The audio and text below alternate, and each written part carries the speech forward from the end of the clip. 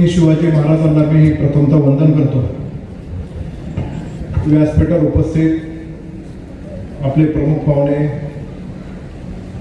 आपले संसद रत्न खासदार डॉक्टर अमोल कोल्हे, आदरणीय चेतानंद महाराज पुणेकर, आदरणीय डॉक्टर गणपत बाबा डुमरे, आसिफजी महालदार, वल्लभ शेळके सर आणि स्नेहलताई, आदरणीय गणपतराव फुरडे साहेब आणि सर्वच अनेक मान्यवर, बाळासाहेब खिडे आपण आहेत, आपल्या गावातले बरेचसे मान्यवर आहेत, त्याचा वेळ घालवत नाही। आणि ज्यांच्यासाठी आपण इथे जमलेलो आहोत ते आदरणीय जी.के. आवटी सर, पत्रकार बंधू आणि भगिनी, बेनके परिवार आणि जी.के. सरांचं नातं खूप पूर्वीपासूनच आहे। वल्लभ शेठ बेनके साहेब जेव्हा या परिसरामध्ये एकदा 85 का 90च्या दरम्यान प्रचाराला आले होते, तेव्हा तुम्ही झाडावर झेंडा बनवला, कुठल्या साली? 89 साली। आणि आपल्या पक्षाचा झेंडा झाडावर जाऊन कोण मानते? तर त्यांनी आवाज दिला आणि त्यांनी बघितलं, म्हणजे गोपाळा खाली। तेव्हापासून राष्ट्रवादी काँग्रेस पक्ष, म्हणजे तेव्हाचे एस काँग्रेस असेल, शरद पवार, अजित पवार, वल्लभ शेठ बेनके यांच्यावर नित्यांत प्रेम करणारे सर जी.के. सरांनी शरदचंद्र पुरस्कार वल्लभ शेठ बेनके साहेबांना दिला। एक परंपरा आहे आपल्या गावची। बेनके साहेबांकडे आल्यानंतर जी.के. सरांनी बेनके साहेबांबद्दल त्यांची काय भावना आहे की ती मानपत्रातून वाचून दाखवायला सुरुवात केली। अर्ध मानपत्र वाचलं आणि बेनके साहेबांनी म्हटले, अरे मी गेल्यावर हे मानपत्र वाचून दाखव। आणि साहेबांच्या दशक्रियेच्या दिवशी उऱ्याला महाराजांचं प्रवचन संपल्यानंतर व्यासपीठावर येऊन जी.के. सरांनी ढसाढसा रडत बेनके साहेबांचं मानपत्र वाचून दाखवलं। ती भावना आपल्या सगळ्यांची, राजूरीकरांची, आमच्या बेनके परिवाराच्या बद्दलची आणि विशेषतः जी.के. आवटी सरांची, त्यांच्या कुटुंबाची, ही आमच्या कुटुंबाच्या प्रती किती आहे हे मला काय वेगळं सांगायची गरज नाही।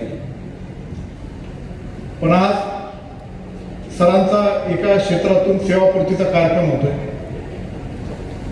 जे शाळेच्या परिसरामध्ये येत असताना रोज त्यांची मुलांशी लगबग, त्यांच्या जनता विकास मंडळांच्या कारभाराबरोबरच्या मिटिंगा, सर्व शिक्षण देणाऱ्या शिक्षकांच्या रिलेटेड जे काही मिटिंग, इथल्या वावर असेल, त्यांना इथून पुढे लगेच उद्या इथून येण्यापासून पण थांबवू शकत नाही। त्यांचे पाय आपसुकच चालत चालत इकडे येते, रोजचा डबा मारणे, या शाळेत जाणे। आणि एका क्षेत्रातून जेव्हा आपण ते निवृत्त घेतो, हा तसा आनंदाचा आणि त्यांचा गौरवाचा क्षण असतो, तसा हा भावनेचा पण खूप मोठ्या प्रमाणामध्ये क्षण आहे। मी जास्त वेळ घेणार नाही, कारण पंकज महाराजांचं पण मार्गदर्शन आपलं इथं ऐकायचं आहे।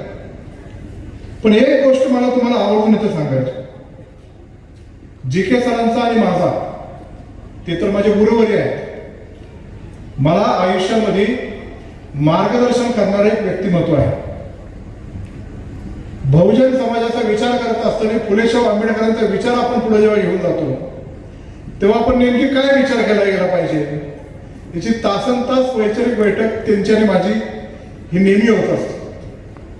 आणि म्हणून छत्रपती शिवाजी महाराज, महात्मा ज्योतिबा फुले, डॉक्टर बाबासाहेब आंबेडकर, हे ज्या दृष्टिकोनातून आपण त्यांचे जयंत्या साजरा करतो, आपण तो विचार देतो, त्यांच्याकडून शिकून जर आपण काही ना काही मुद्दा घेऊन पुढे गेलो, तरच आपण आपल्या खऱ्या जीवनामध्ये साफल्य होऊ शकतो।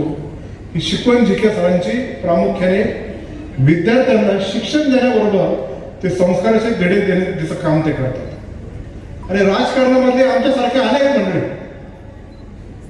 अनेक क्षेत्रामध्ये काम करतो, मग ते विकास कामामध्ये असेल, पाणी पुरवठ्यामध्ये असेल, वीज पुरवठ्यामध्ये असेल, कृषी क्षेत्रात असेल, पण एक महत्वाचा सगळ्यात मोठा अंग कुठला असेल तर तो शिक्षणाचा आहे। म्हणून आपल्या जुन्नर तालुक्यातल्या शिक्षण व्यवस्था ही समृद्ध झाली पाहिजे, ही मोठी झाली पाहिजे। म्हणून प्रत्येक राज्यकर्ता हा कार्य करतच असतो. पण दशरथराव काकडेंची सुभाष विद्या मंदिर, आपले बाळासाहेब दांगटांची आदिवासी आश्रम शाळा कोळवाडी, बेनके साहेबांनी पण ज्ञानदा शिक्षण संस्थेच्या माध्यमातून आदिवासी विभागामध्ये आणि गोरगरीब लोकांना शिक्षण देणारी संस्था उभारली. आपल्या विभागाचे खासदार डॉक्टर अमोल कोल्हे ज्या शाळेतून पासआउट झाले त्या ग्रामोन्नती मंडळाचे ते आता संचालक आहेत. पण कृषी विज्ञान केंद्र बरोबर अनेक शाळा आणि कॉलेजमध्ये 13,000 विद्यार्थी शिकवण्याचं काम डॉक्टर अमोल कोल्हेंच्या पण मार्गदर्शन ते सगळे करत असतात. मी पण आता जेव्हा आमदार झालो तर मी इंग्लिश मिडियम स्कूल चालू करून ते शिक्षण मुलांना दर्जेदार देण्याचं काम केलं. फुलोडे साहेबांनी केलं, अनेक व्यासपीठावरच्या मंडळींनी केलं. आताचे आमदार शरददादा सुद्धा अंतराळातली शाळा काढून आपल्या मुलांना शिक्षण देणार आहे. अंतराळातली शाळा म्हणजे अंतराळातला अभ्यास करणारी जमिनीवरची शाळा.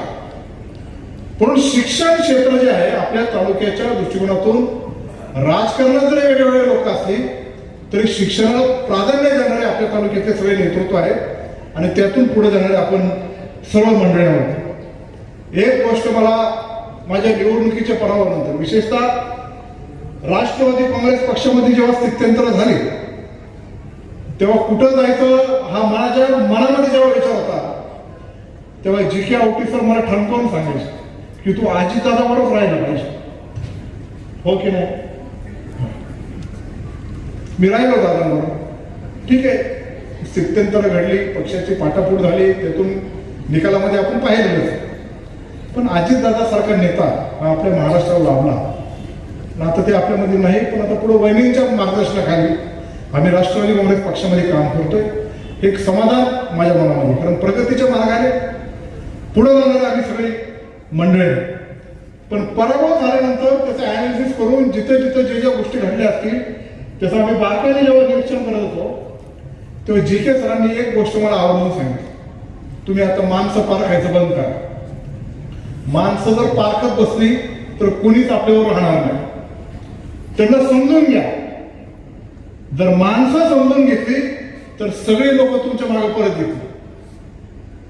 पण हा मोलाचा सल्ला जी.के. सरांनी जसा मला दिला तसं आमच्या पक्षाला पण जी.के. सरांची खूप मोठी गरज आहे. अमोल कोल्हेंनी सांगितले सेवापूर्ती म्हणजे स्वल्पविराम नाही, म्हणजे पूर्णविराम नाही, तो स्वल्पविराम आहे. आणि मला खात्री आहे की जिथं जिथं प्रशासनाच्या शिक्षण क्षेत्रातून प्रशासकीय अधिकाऱ्यातून जेव्हा जेव्हा लोक निवृत्त होतात त्याच्यामध्ये 70% लोक हे आदरणीय पवार साहेब, आदरणीय अजितदादाच्या राष्ट्रवादी काँग्रेस पक्षाबरोबर पुढे गेलेले आहेत. म्हणून मी त्यांच्या कुटुंबाची चर्चा करून, गावातल्या लोकांशी चर्चा करून मी आज जी.के. सरांची राजुरी गावच्या राष्ट्रवादी काँग्रेस पक्षाच्या अध्यक्षपदी घोषणा करत आहे की ते पूर्णपणे चांगलं करतील. नाही, जाहीर झालेलंच आहे, आमच्या अध्यक्ष पण याच्यात ते पत्र घेऊन ते देऊ आपण त्यांना. पण चांगल्या दिशेने आपल्याला वाटचाल करून आपल्याला पुढं काम करायचंय एवढंच या निमित्ताने सांगतो. तुम्हाला शुभेच्छा देतो. तुमचं पुढचं आयुष्य अत्यंत निरोगी जावं, तुमचं आरोग्य अत्यंत चांगलं राहावं आणि अशीच समाजाची सेवा एक चांगल्या दिशेने नेण्याचं काम आपण करत राहावं अशीच मी ईश्वर चरणी प्रार्थना करतो आणि माझे 2 शब्द संपवतो. जय हिंद, जय महाराष्ट्र, जय शिव.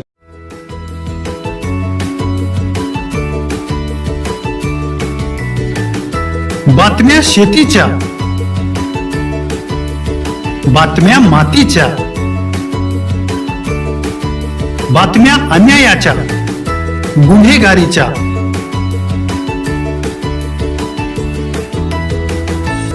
राजकारणाच्या आणि समाजकारणाच्या,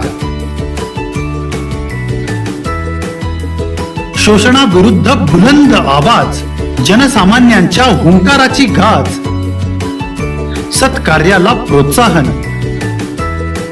दुष्कृत्याला अनुशासन, निर्भीड, निस्पृह, सडेतोड, बेधडक आणि रोखठोक म्हणजेच विघ्नहर टाइम्स. शोध बातमीचा, ध्यास सत्याचा. आपलं चॅनल, आपली बातमी. सबस्क्राईब तर कराच, पण बेल आयकॉनवर क्लिक करायलाही विसरू नका.